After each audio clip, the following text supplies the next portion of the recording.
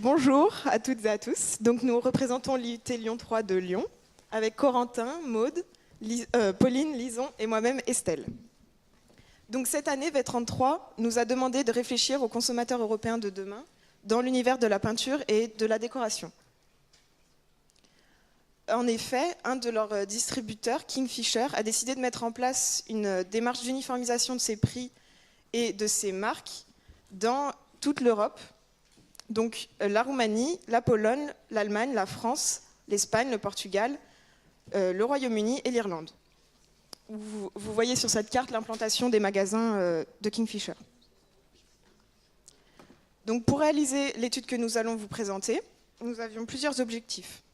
Délimiter les tendances actuelles et futures de décoration, déterminer les points de convergence et de divergence actuels entre les différents modes de consommation, anticiper les besoins, les attentes, les comportements et les pratiques des consommateurs européens, proposer plusieurs perspectives d'avenir pour le développement du groupe et fournir des préconisations de veille.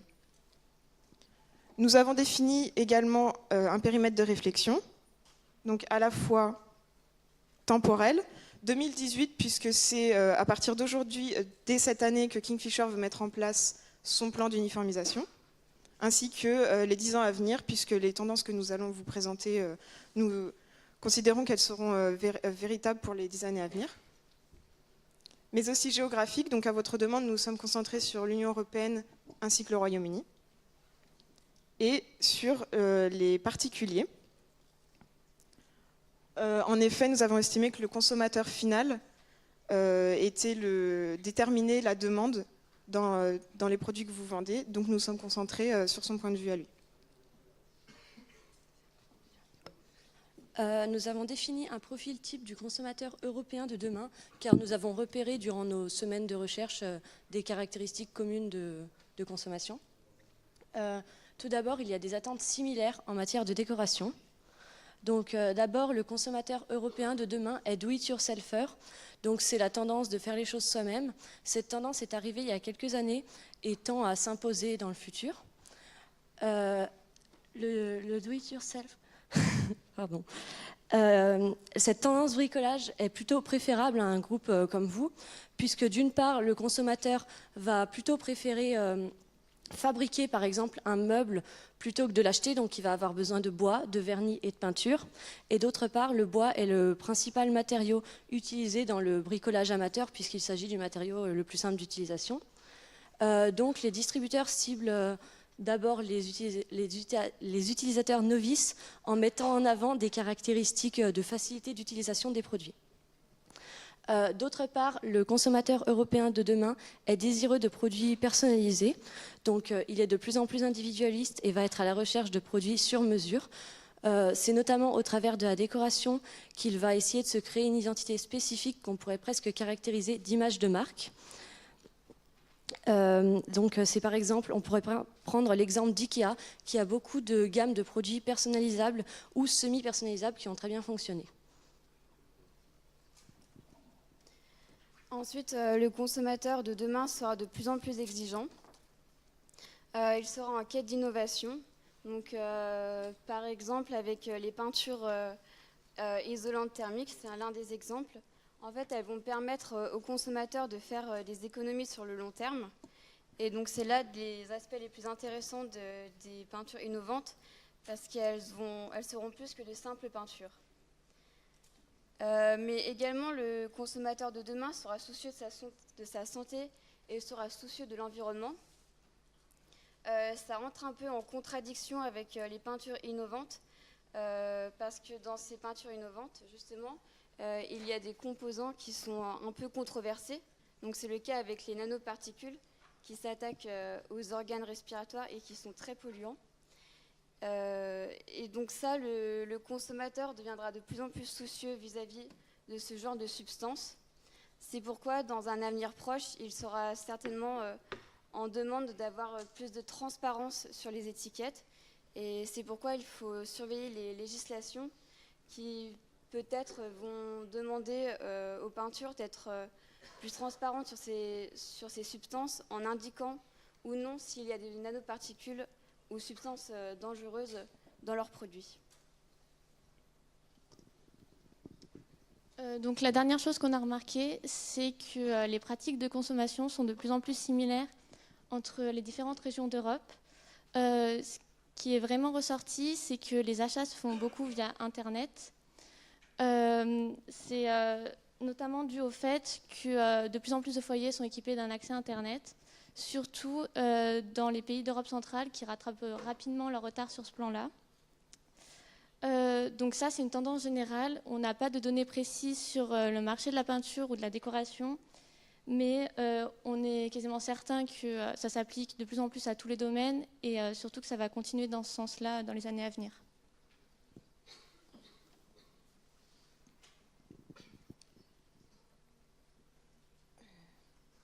Donc, au niveau des caractéristiques qu'on vient de vous présenter, vous êtes déjà très présent au niveau de l'innovation et au niveau des produits personnalisables ou semi-personnalisables. Cependant, nous avons trouvé qu'au niveau do-it-yourself, vous avez des produits faciles d'utilisation, mais au niveau de la communication, ça ne ressort pas assez. C'est plus dans la description du produit qu'on peut voir que c'est facile d'utilisation. Et du coup, un utilisateur novice ne va pas forcément le voir, il va peut-être s'arrêter avant, va prendre peur. Donc, voir à améliorer ce côté. Éco-conscient, vous détenez dès à présent l'écolabel, mais comme ma camarade a dit, les consommateurs européens vont avoir tendance à être de plus en plus exigeants sur le côté écologique. Donc, il faut vraiment essayer de rester en avant et d'essayer de détenir des labels avant que ça vienne d'eux, que la demande vienne d'eux. Soucieux de la santé, vous avez peu de peintures vraiment qui assainissent l'air ou des choses comme ça, ou qui disent qu'elles ont peu de nanoparticules. Donc pareil, à développer peut-être des gammes qui soient plus respectueuses de la santé du consommateur.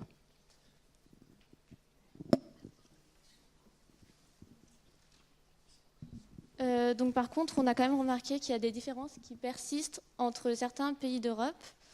La première différence, elle est culturelle. Entre les pays plutôt de l'Europe du Nord et de l'Ouest, qui ont une culture assez individualiste, avec un consommateur assez indépendant qui va faire des choix plus indépendants. Et face à ça, il y a les pays plutôt de l'Europe de l'Est, qui ont une culture collectiviste, et le consommateur va avoir tendance à faire passer l'intérêt du groupe en premier. Donc ces différences, elles vont surtout se sentir au niveau du marketing et de la communication à adopter, c'est-à-dire que les pays à culture individualiste seront plus réceptifs au marketing hard sell, donc c'est-à-dire ils vont se baser sur les caractéristiques réelles du produit avec des comparaisons, des fiches techniques, alors que le soft sell, enfin les pays à culture collectiviste seront plus sensibles au soft sell, donc c'est un type de marketing plutôt basé sur l'échange et avec un vendeur, un échange qui serait presque amical et chaleureux. D'autre part, ils ont aussi des manières différentes d'acheter. Donc les pays à culture individualiste, ils sont plus indépendants et impulsifs, alors que les pays à culture collectiviste, ils sont plus loyaux à certaines marques et sensibles à des tarifs groupés, à des réductions groupées. On a également repéré qu'il y a des pouvoirs d'achat très différents dans les différents pays, donc comme on peut le voir. Donc il va être difficile pour vous d'avoir les mêmes positionnements et les mêmes prix de partout, et tous les habitants ne vont pas chercher les mêmes gammes de produits. On a réalisé une étude comparative entre les pouvoirs d'achat par habitant en 2016 et le prix moyen d'un pot de vernis bois extérieur d'1 litre en euros sur les pays dans lesquels vous avez une filiale. Donc on a pu voir que finalement tout ne va pas dans la même tendance. Par exemple en Suisse le pouvoir d'achat est le plus élevé et pourtant le pot de peinture, le pot de vernis bois extérieur va être moins cher qu'en France. Donc on peut en déduire que tous les consommateurs ne sont pas prêts à utiliser la même part de leurs dépenses pour le bricolage. Donc, au terme de cette étude, on a développé 2 stratégies différentes pour l'avenir de V33. Donc la première stratégie qu'on a développée, c'est d'accentuer le développement de V33 en France et d'investir davantage dans la recherche et développement. De cette manière, ça va vous permettre d'innover et de développer des produits uniques qui vont pouvoir être plus respectueux peut-être de l'environnement, plus adaptés pour prévenir le consommateur et ne pas atteindre sa santé. Et de cette manière, grâce à ces produits uniques, vous allez pouvoir gagner davantage de légitimité sur le marché européen en général, puisque vous serez en position de force ensuite avec ces produits uniques qui vont répondre aux besoins des consommateurs pour négocier les prix avec la nouvelle politique de Kingfisher qui va vouloir vous faire baisser vos prix sur l'ensemble de vos produits pour que ce soit plus uniforme sur l'ensemble de l'Europe. Et donc si vous avez un produit unique, ils vont forcément vouloir vous référencer et avoir vos produits dans leur magasin pour pouvoir les vendre dans toute l'Europe. À terme, cette stratégie qui resterait en France d'abord pourrait se développer dans d'autres pays développés ou qui sont assez conscients de l'enjeu environnemental, comme l'Allemagne, la Suède ou l'Italie. Et donc plus tard pouvoir peut-être fournir justement dans ces pays également des produits de ce type. Notre deuxième stratégie qu'on vous propose, c'est de continuer le développement en Europe. Donc avec ce développement, vous allez pouvoir conserver la visibilité que vous avez sur l'ensemble du marché de la peinture. Et pour cela, il faudra continuer et aller dans le sens de la politique d'uniformisation des prix de Kingfisher, qui va, dans un premier temps, diminuer un peu le chiffre d'affaires de V33, mais qui, à terme, pourra être bénéfique puisque vous aurez atteint beaucoup de cibles dans plusieurs pays différents. Pour continuer cette stratégie, on a pensé qu'il faudrait adapter une gamme de produits basiques dont les coûts de production sont assez faibles et qui vont vous permettre d'atteindre des positionnements prix dans l'ensemble du marché européen les plus bas possibles et donc de toucher un maximum de personnes. Ensuite, donc, pour nos préconisations de veille, au terme de cette étude, nous avons repéré 4 catégories différentes dans lesquelles nous avons classé nos sources principales. Donc, la première catégorie, autour de l'environnement, nous avons repéré un compte NetVibes qui est administré par Radio France, qui va vous permettre d'être proactif sur les actualités environnementales et donc de pouvoir suivre vraiment peut-être les demandes du consommateur dans ce domaine. Notre deuxième catégorie autour des législations, nous avons donc pour cette catégorie représenté la base de données Keox, qui est une base de données spécialisée dans les législations du bâtiment et qui postent très souvent donc, des articles et les nouvelles lois qui vont être votées dans ce domaine-là. Ensuite, pour le domaine des tendances et de la décoration, on vous a mis en avant l'Institut Pantone, qui est un référent dans le domaine des couleurs et des tendances en peinture, et qui va également pouvoir être source de conseils pour de futurs projets ou produits innovants dans le domaine. Et enfin, donc, des instituts d'analyse économique, notamment Xerfi, qu'on a repéré, qui est spécialisé dans le secteur de l'entreprise et qui font des études du marché français dans sa globalité, mais également de marchés plus spécifiques tels que la peinture ou la décoration. Donc, on espère que l'ensemble de ce qu'on vous a proposé pourra vous aider plus tard. Merci pour votre attention et nous sommes prêts à répondre à vos questions.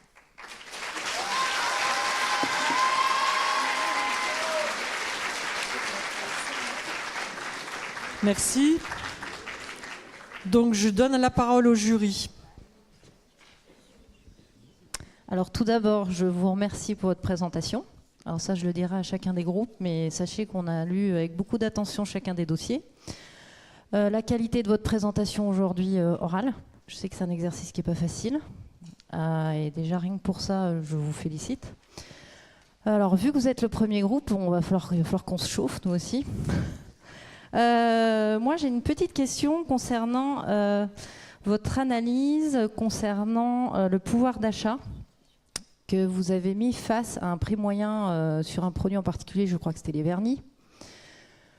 Et juste revenir sur cette partie-là et revenir un petit peu sur votre analyse lorsque vous voyez ces deux graphes et quel lien de cause à effet vous percevez entre le pouvoir d'achat et le prix moyen d'un pot de vernis.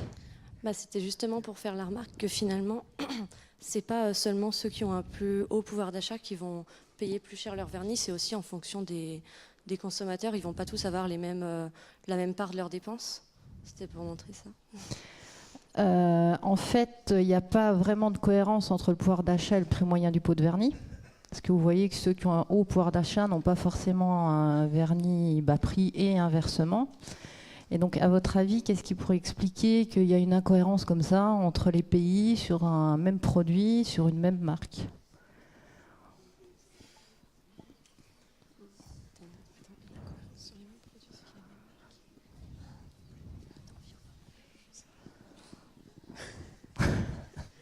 Je suis désolée, vous êtes les premiers. Non,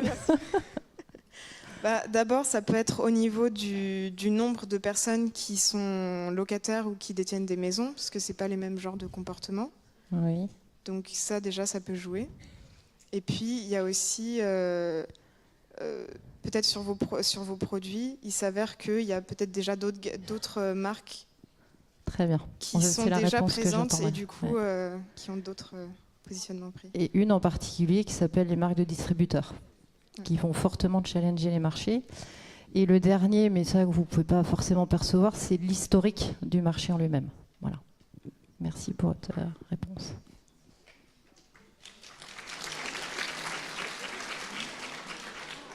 C'est pas fini, hein. Il y a encore tous les autres.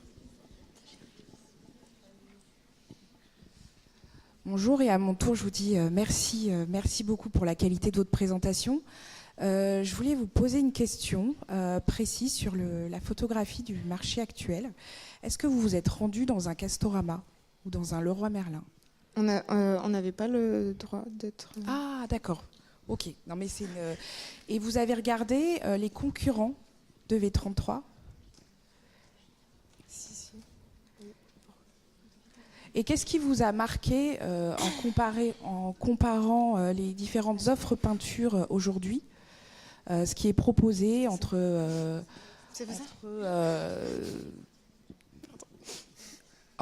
des offres un peu plus écologiques, un peu plus déco, etc. Qu'est-ce qui vous a marqué dans l'offre aujourd'hui de la peinture V33 et ses concurrents ?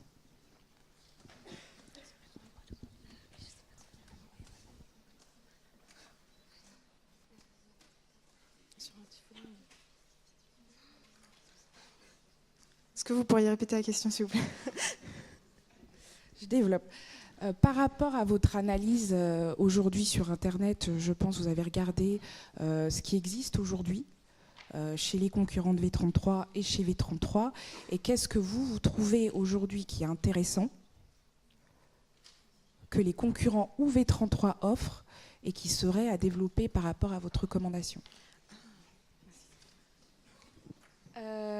Pour les marques, on a repéré 2 marques françaises qui étaient assez intéressantes. Il y avait Chromologie et Onip. C'est ça. Et du coup, elles avaient des gammes assez intéressantes avec leur peinture dépolluante qui était assez innovante. Mais V33 a aussi une peinture assez intéressante et innovante, celle qui est anti-bruit. Du coup, c'est surtout sur ces produits-là que chaque marque arrive à se démarquer l'une de l'autre par rapport à ces produits innovants.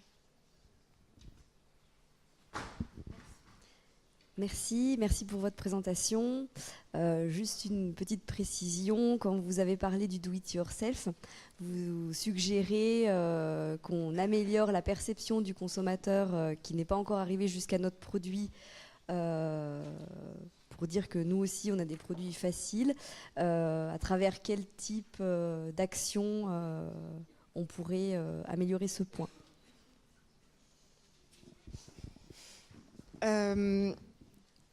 Par exemple, en s'inspirant de Leroy Merlin qui fait pas mal de vidéos tutos, on a vu que vous faites déjà des explications, mais plutôt photos.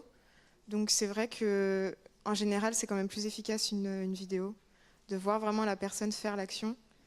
Donc déjà, en proposant ce genre de vidéos explicatives, et puis peut-être en mettant directement sur votre site des... Comment dire ?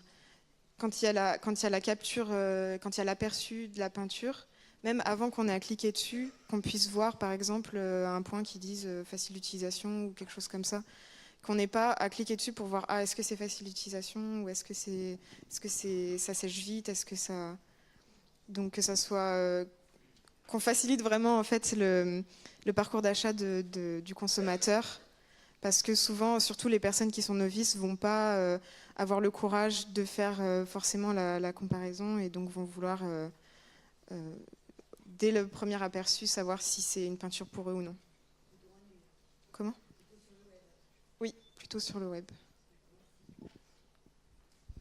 Une petite question pour moi. Merci pour la présentation et pour toutes les informations que vous avez retranscrites à travers le dossier. Moi, j'aurais une question d'un projet... C'était Kingfisher. Et est-ce que vous avez évalué finalement les options qu'avait Kingfisher dans sa stratégie d'unification et quel était l'impact potentiel sur le groupe V33, dont le déréférencement potentiel pur et simple.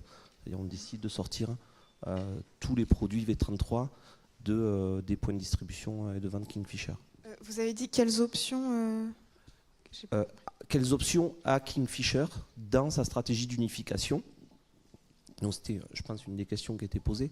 Et moi, je me dis que un des risques potentiels, c'est que Kingfisher décide tout simplement de supprimer un de ses fournisseurs et une de ses gammes de produits pour simplifier son offre, etc. Et donc, quel pourrait être l'impact potentiel sur le groupe V33 ?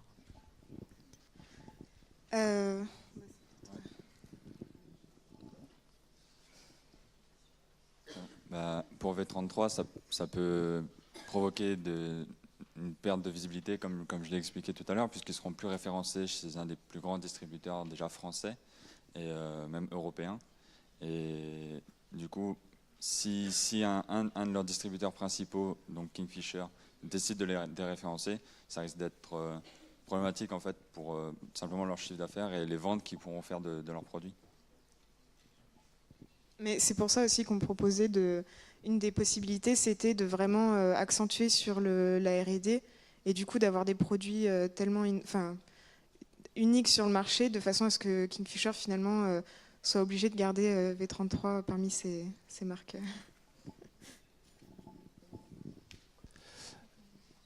Merci. Dernière question. Moi j'avais une question par rapport au e-commerce. Vous avez dit que vous n'aviez pas de chiffres sur le e-commerce, mais vous conseillez V33 d'y aller. Qu'est-ce qui vous fait dire ça et sur quoi vous appuyez ?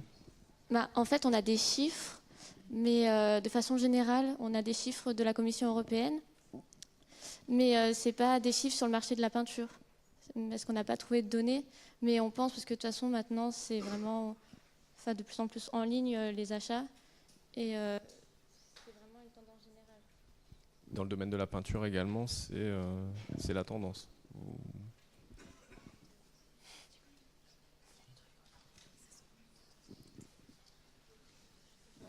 Dans le domaine de la peinture, maintenant on remarque de plus en plus, par exemple, en ligne, qu'on peut par exemple tester sa peinture directement en prenant des photos de chez soi. Du coup, on pense que si on se développe sur Internet et qu'on fait en sorte d'être plus justement visible et de permettre au consommateur de voir directement de chez lui, ce sera plus simple de vendre et simplement d'amener le consommateur à consommer en fait.